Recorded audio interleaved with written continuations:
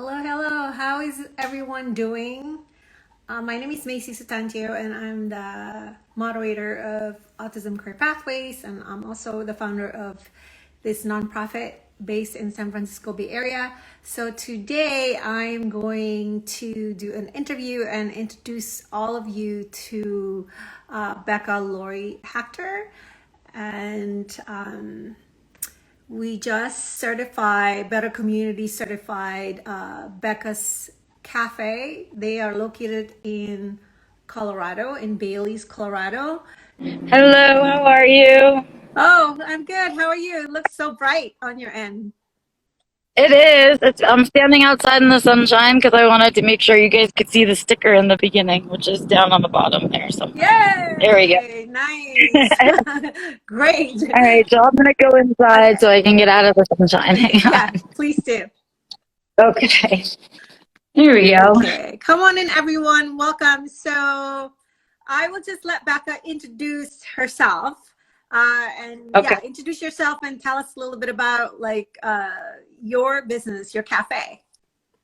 Okay, so this is one of two businesses actually that I run. So my name is Becca Lori Hector. I am primarily a consultant and an autism advocate, writer, author, all of those fun things, speaker. And also, I help run this cafe with my husband. So we're co-owners of this cafe. It is a really local, small cafe in our town here in Bailey. We live in a really rural neighborhood. When we get to the drive-through, I'll give you a shot out the window so you can see sort of what it looks like where we're located. And so those of us who are neurodivergent kind of up here don't have a lot of places to go, but we come up here because it's so sensory light out in the world. So we are a combination sort of coffee shop, board game cafe. We're trying to create an environment that is welcoming and comfortable to everyone in our community, where they feel like they can pop a squat and have a meeting with somebody, or a FaceTime with somebody, or just sit here and write or read. And so part of that means making sure that the space is inclusive, especially for somebody like me, because I have to be here a lot and I need it inclusive. Yeah. So should I just do a little tour kind of through the space? Yeah.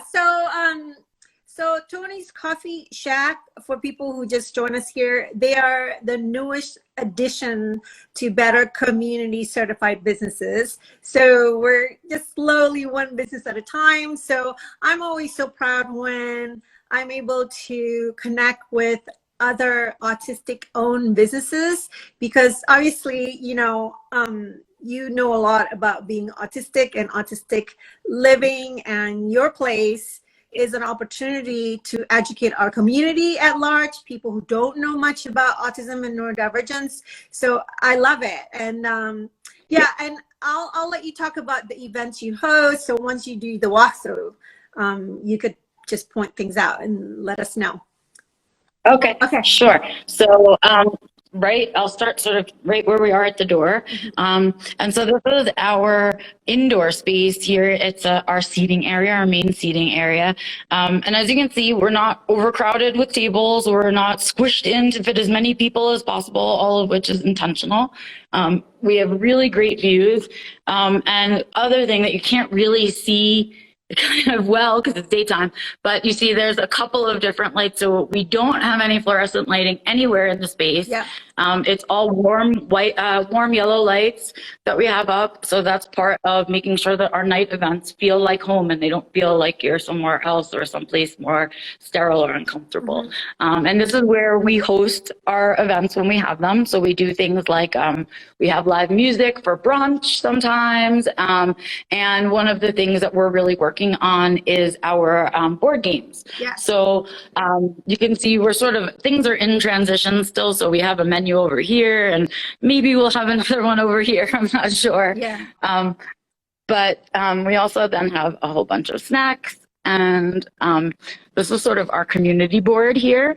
So we have for community events that folks can share, or missing pets or anything like that kind of goes up there. And then we support our local businesses by allowing everyone to come and leave a business card, including you guys, because there you are.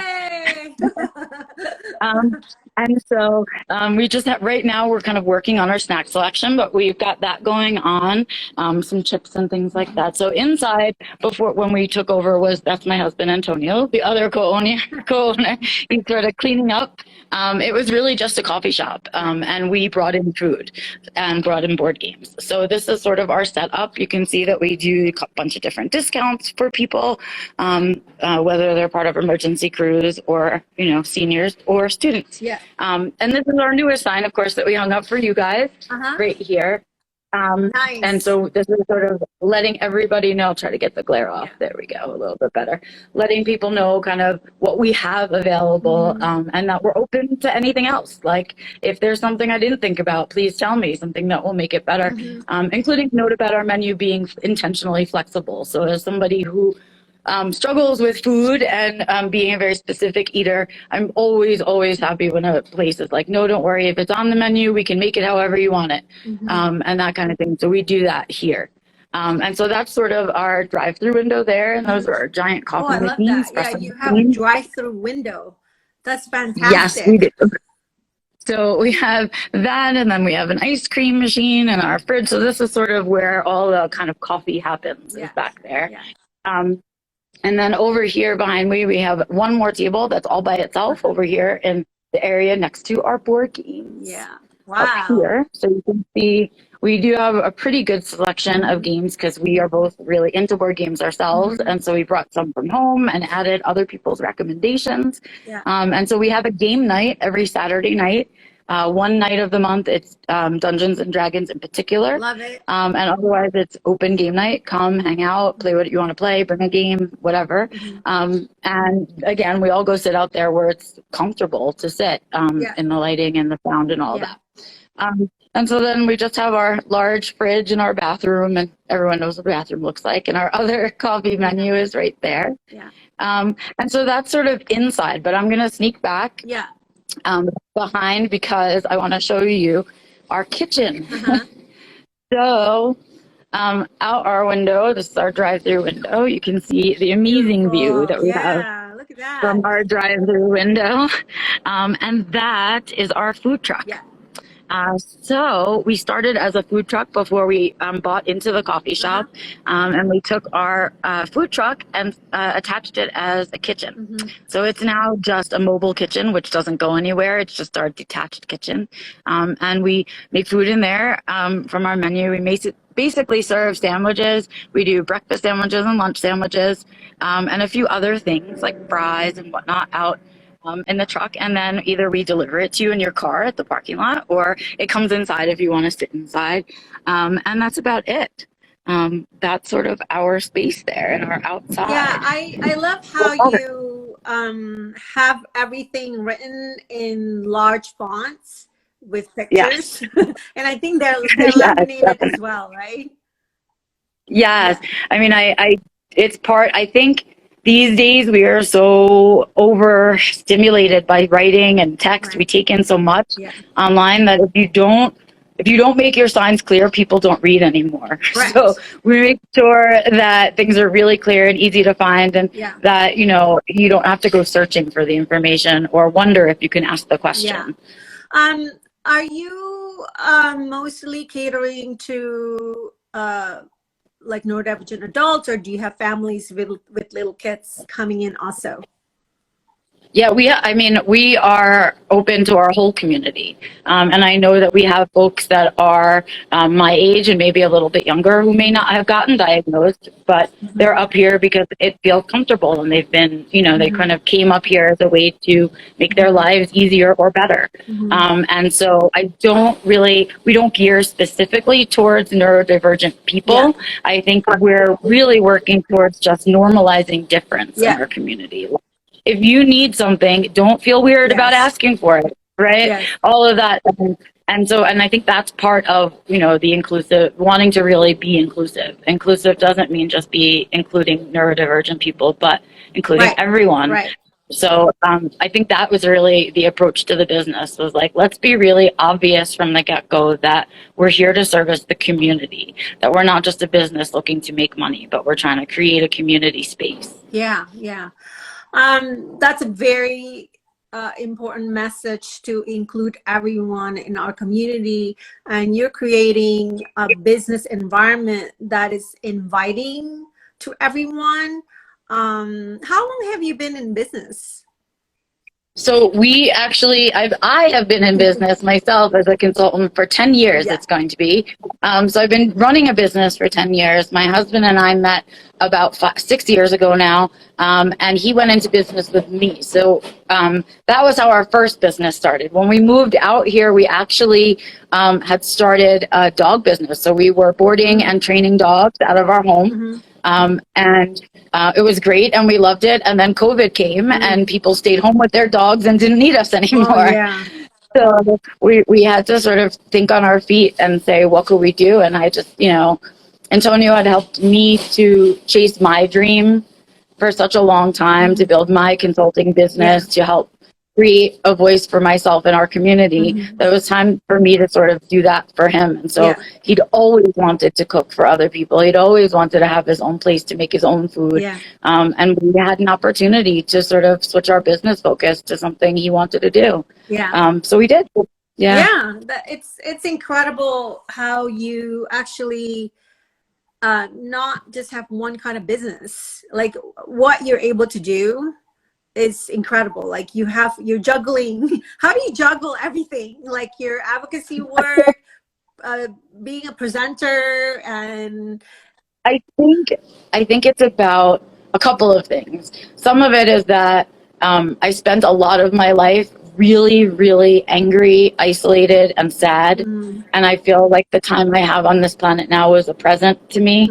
And so I feel like if I don't take advantage of it and I don't enjoy it to its completeness, then I'm not being grateful for my gift of diagnosis. Right. And so that's part of it. And that's a really personal, vulnerable part of it. The other part of it is that,